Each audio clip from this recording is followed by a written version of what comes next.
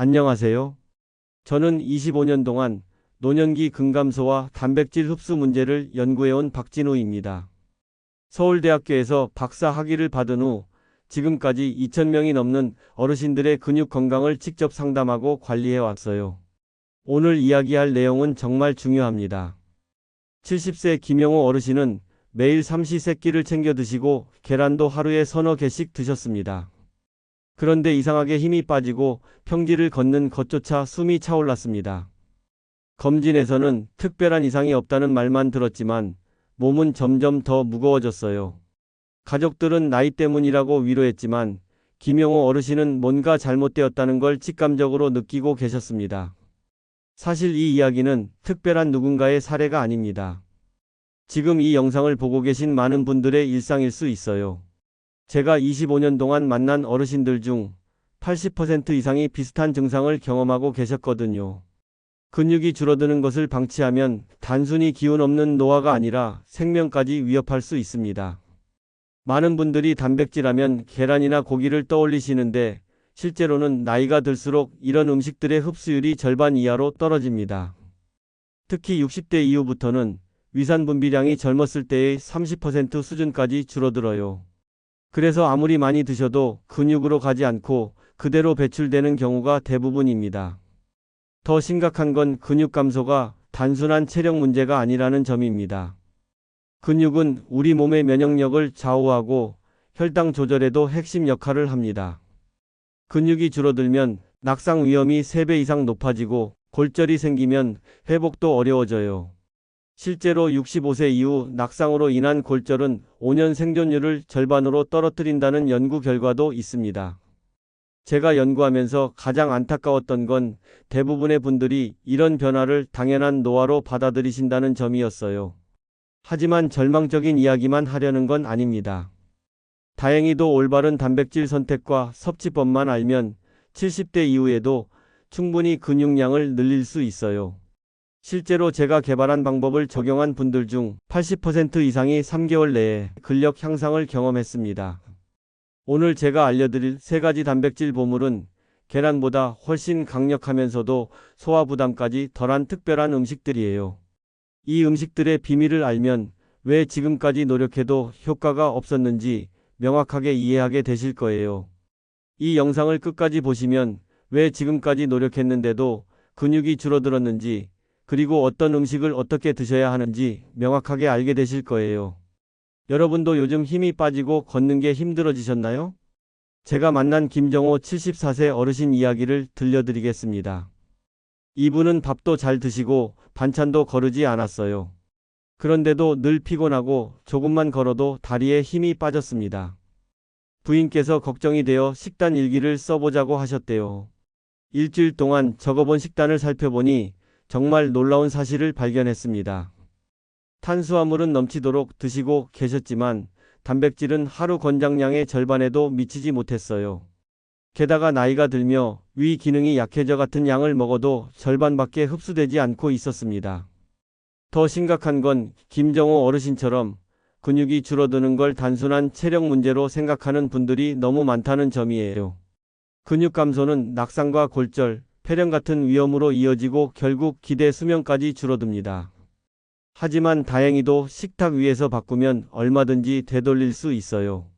제가 25년 동안 이 분야를 연구하면서 확신하게 된 건 올바른 단백질 선택만큼 중요한 게 없다는 점입니다. 오늘 이 영상에서 말씀드릴 내용은 여러분의 근육 관리 방식을 완전히 바꿀 수 있는 중요한 지혜입니다. 이 이야기를 끝까지 듣고 실천하셔야만 진정한 변화를 경험할 수 있어요. 끝까지 보지 않으시면 가장 중요한 실천법을 놓치게 됩니다. 특히 마지막에 나올 하나의 습관이 여러분의 10년 뒤 삶을 완전히 바꿀 수 있거든요. 혹시 아직 구독과 좋아요를 누르지 않으셨다면 지금 바로 눌러주세요. 이 채널은 여러분의 건강한 노년을 응원합니다. 실제로 김정호 어르신은 제가 알려드린 방법을 2주만 실천했는데도 계단 오르내리기가 한결 수월해졌다고 하시더라고요. 이런 작은 변화가 쌓이면 1년 뒤에는 완전히 다른 삶을 살 수 있어요. 왜 지금 당장 습관을 바꿔야 하는지 끝까지 보시면 분명하게 깨닫게 되실 겁니다. 여러분의 식습관을 바꾸는 작은 실천만으로도 충분히 일어날 수 있는 일이죠. 그래서 이제는 우리 일상에서 근육 감소와 직접 연결되는 원인들을 하나씩 짚어보겠습니다. 먼저 가장 심각한 문제부터 말씀드리겠습니다. 나이 들수록 위산과 소화 효소가 줄어들어 단백질 흡수율이 절반 이하로 떨어진다는 점이에요. 한국영양학회 연구 보고에 따르면 60대 이후 단백질 흡수율은 40%에서 50% 수준까지 떨어집니다. 이게 어느 정도냐면 젊었을 때는 계란 한 개를 먹으면 거의 다 흡수됐는데 이제는 반 개 정도밖에 몸에 남지 않는다는 뜻이에요. 이선자 72세님 같은 경우를 보면 하루에 두부와 계란을 챙겨 드셨지만 근육량은 계속 줄어들었어요. 이유가 뭘까요? 아무리 좋은 단백질을 드셔도 위장에서 제대로 분해되지 않으면 소용없기 때문입니다. 특히 위산이 부족하면 단백질이 아미노산으로 쪼개지지 않아서 그대로 배출돼 버려요. 더 안타까운 건 많은 분들이 소화불량을 느끼면서도 억지로 드시려고 한다는 점입니다. 그러면 오히려 위장에 부담만 주고 흡수는 더 안 돼요. 그래서 부드럽고 소화 잘 되는 단백질 선택이 무엇보다 중요합니다. 고기나 계란만 과다 섭취하면 오히려 소화 부담만 커져요. 여러분은 지금 드시는 단백질이 몸에 제대로 흡수된다고 확신하시나요? 두 번째로 알아야 할 건 근육 감소 속도입니다.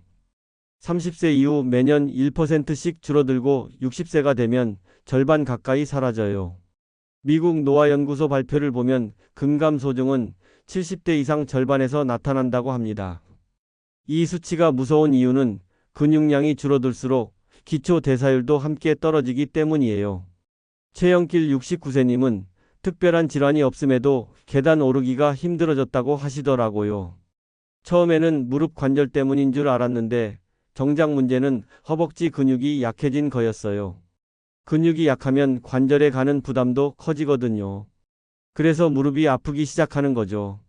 이런 변화를 당연한 노화라고 생각하시면 안 됩니다. 매일 단백질 보충과 가벼운 근력 운동을 병행하면 충분히 막을 수 있어요.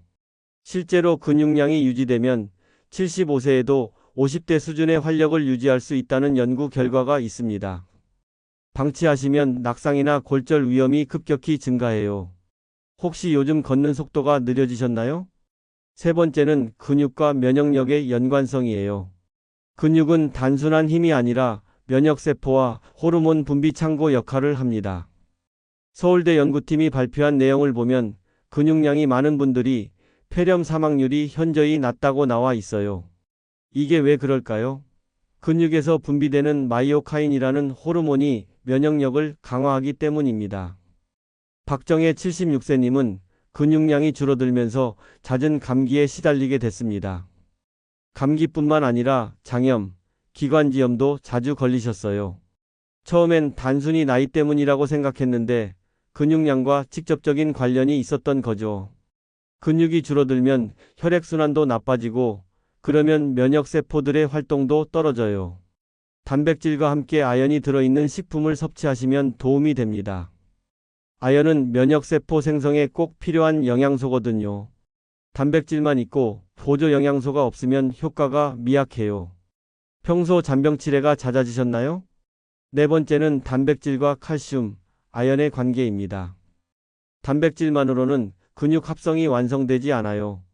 일본 가정의학회 연구에 따르면 아연이 부족하면 단백질 합성 효율이 30%나 감소한다고 합니다. 마치 집을 지을 때 벽돌만 있고 시멘트가 없는 것과 같은 상황이에요. 김수연 70세님은 고기 위주 식단을 유지했는데도 근육 감소가 지속됐어요. 단백질 양은 충분했지만 칼슘과 아연 섭취가 부족했던 게 원인이었습니다. 특히 칼슘은 근육 수축에 필수적이고 아연은 단백질 합성 효소의 핵심 구성 요소예요. 건새우나 멸치 같은 칼슘과 아연이 풍부한 식품을 함께 섭취해야 합니다. 이런 음식들은 바다에서 나온 것들이라 미네랄 함량이 특히 높아요. 영양제만 의존하지 마시고 음식으로 챙기시는 게 좋습니다. 화학적으로 만든 영양제보다는 자연식품의 흡수율이 훨씬 높거든요. 단백질 드실 때 함께 곁들이는 음식은 무엇인가요? 다섯 번째는 잘못된 식습관의 함정이에요. 두부와 시금치를 함께 드시거나 식후에 바로 커피를 마시는 분들이 많은데 이런 습관은 단백질과 칼슘 흡수를 방해합니다. 대한영양사협회 보고를 보면 카페인 섭취 시 단백질 흡수율이 20%나 감소한다고 나와 있어요. 시금치에 들어있는 옥살산은 칼슘과 결합해서 몸 밖으로 배출시켜 버립니다. 커피의 카페인도 마찬가지로 칼슘 배출을 촉진해요. 이런 음식 조합을 피하는 것만으로도 흡수율을 크게 높일 수 있어요. 이광수 68세님은 된장국과 커피를 마시는 습관 때문에 근육 유지에 실패했습니다. 된장의 나트륨과 커피의 카페인이 이중으로 칼슘을 빼앗아갔던 거죠. 식후 커피는 최소 2시간 뒤로 미루세요. 그 시간이면 단백질과 칼슘이 어느 정도 흡수된 상태라 영향을 덜 받아요. 짠 콩반찬도 주의하셔야 해요. 나트륨 과다는 칼슘 배출을 촉진합니다. 콩 자체는 좋은 단백질 공급원인데 짜게 만들면 오히려 독이 되는 셈이죠. 혹시 밥 먹고 바로 커피 드시는 습관 있으신가요? 마지막으로 운동만으로는 안 되는 이유를 설명드리겠습니다. 운동은 자극일 뿐이고 재료인 단백질이 부족하면 근육 생성이 불가능해요. 하버드대 연구를 보면 영양 보충 없는 운동은 근육량 변화가 거의 없다고 나타났습니다. 심지어 과도한 운동은 근육을 오히려 분해시킬 수도 있어요. 김혜수 71세님은 매일 걷기 운동을 했지만 단백질 부족으로 근육이 오히려 감소했어요. 운동으로 에너지를 소모했는데 보충이 안 되니까 몸에서 근육을 분해해서 에너지원으로 사용한 거죠. 이런 악순환이 계속되면 운동할수록 근육이 줄어들 수 있어요. 단백질 섭취 후 가벼운 근력 운동을 병행하세요. 운동 전후 30분 이내에 단백질을 섭취하면 근육 합성 효율이 2배 이상 높아진다는 연구 결과도 있어요. 공복 상태 운동은 근육 손실을 촉진하니까 절대 피하셔야 합니다. 가장 좋은 방법은 아침에 단백질이 풍부한 음식을 드신 후 30분 뒤에 가벼운 스쿼트나 계단 오르기를 하는 거예요. 저녁에도 마찬가지로 단백질 섭취 후 팔굽혀펴기나 벽 짚고 팔굽혀펴기 같은 간단한 근력 운동을 하시면 돼요. 운동만 하면 근육이 생길 거라 생각하지 않으셨나요? 이렇게 근육 감소의 진실을 알았다면 이제는 그 해답이 되는 음식들을 하나씩 살펴보겠습니다. 첫 번째 단백질 보물은 건새우입니다. 건새우는 단백질과 칼슘, 아연이 3박자로 들어있는 영양소 집약체예요. 작은 한 줌만 드셔도 하루 필요한 아연의 상당 부분을 채울 수 있습니다. 짜게 조리하지 마시고 볶음이나 무침으로 활용하세요. 하루 한 줌 정도의 건새우 반찬이면 충분해요.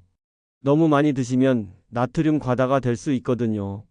건새우는 바다에서 자연 건조된 상태라 단백질 구조가 이미 부드러워져 있어서 소화 부담도 적습니다. 집에서 건새우 반찬 자주 드시나요? 두 번째는 황태입니다. 황태는 정말 특별한 음식이에요.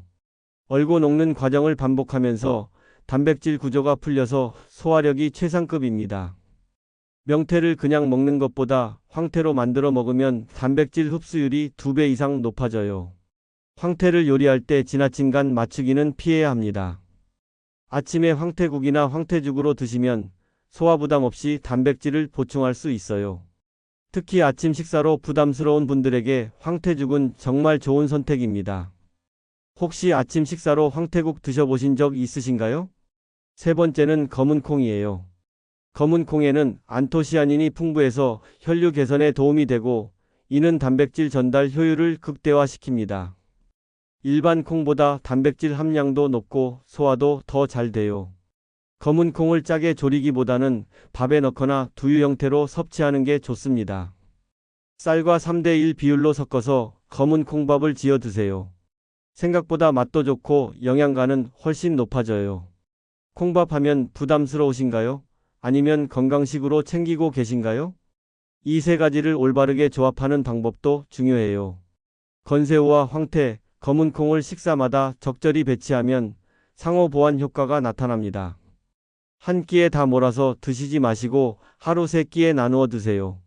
아침에는 황태국이나 황태죽, 점심에는 검은 콩밥, 저녁에는 건새우 요리를 드시면 완벽한 조합이 됩니다. 식사 직후에 커피나 과일은 피하세요. 최소 1시간은 간격을 두는 게 좋아요. 오늘 저녁 식탁에 무엇을 올려보시겠습니까? 제가 제안하는 2주 플랜을 말씀드리겠습니다. 1주차에는 기초 체력 회복에 집중하고 2주차에는 근육 합성을 가속화하는 데 중점을 두세요. 무리한 식단 변경보다는 꾸준한 습관 유지가 핵심이에요. 2주 동안만 꾸준히 실천하신 다음 몸의 변화를 관찰해 보세요. 분명히 계단 오르내리기가 수월해지고 전반적인 기운이 좋아지는 걸 느끼실 거예요. 2주만 투자해서 몸이 변한다면 시작해 보시겠습니까? 이제 마지막으로 오늘 말씀드린 내용을 정리하며 여러분께 꼭 드리고 싶은 메시지를 전하겠습니다. 오늘은 왜 밥을 잘 먹어도 힘이 빠지는지, 왜 계란만으로는 부족한지, 그리고 근육까지 도달하는 진짜 단백질 보물 3가지를 알려드렸습니다. 건새우와 황태, 검은 콩이 바로 그 주인공들이었죠. 잘못된 상식으로는 고기와 계란만 많이 먹으면 근육이 생긴다고 생각하시는 분들이 많습니다. 하지만 올바른 관리법은 소화 잘 되는 단백질을 칼슘, 아연과 함께 섭취하는 것이에요. 식후 커피는 피하고 적절한 간격을 두는 것도 중요합니다. 만약 지금까지처럼 잘못 관리하신다면 근육량은 계속 줄어들고 낙상 위험이 높아집니다. 폐렴 같은 감염 질환에도 취약해지고 결국 기대 수명까지 단축될 수 있어요. 하지만 제대로 관리하시면 70대 이후에도 근육량을 15% 이상 늘릴 수 있습니다. 실제로 제가 만난 많은 분들이 올바른 식습관 변화만으로도 놀라운 회복을 보여주셨어요.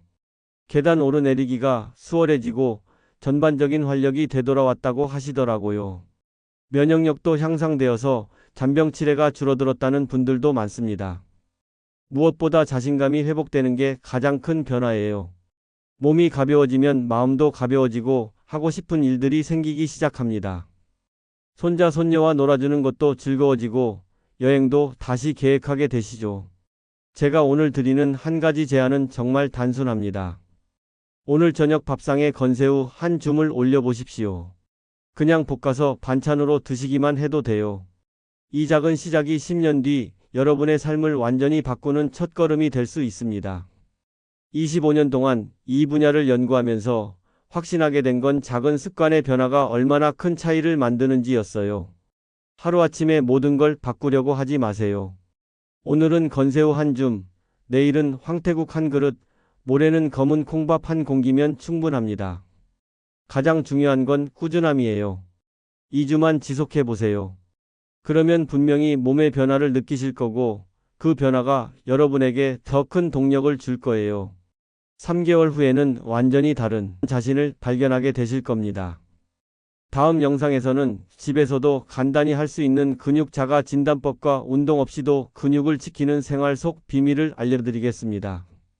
나이별 근육량 체크 방법과 일상 동작만으로도 근력을 키우는 특별한 노하우를 공개할 예정이에요. 여러분은 어떤 내일을 선택하시겠습니까? 힘이 빠져 지팡이에 의지하는 내일일까요? 아니면 당당히 걸어 나가는 내일일까요? 선택은 여러분의 몫입니다. 하지만 그 선택을 위한 올바른 정보는 제가 계속 전해드리겠습니다. 오늘부터 시작해 보시겠다는 분들, 어떤 음식부터 도전해 보실 건지 댓글로 여러분의 생각을 남겨주세요. 여러분의 건강한 변화를 진심으로 응원하겠습니다.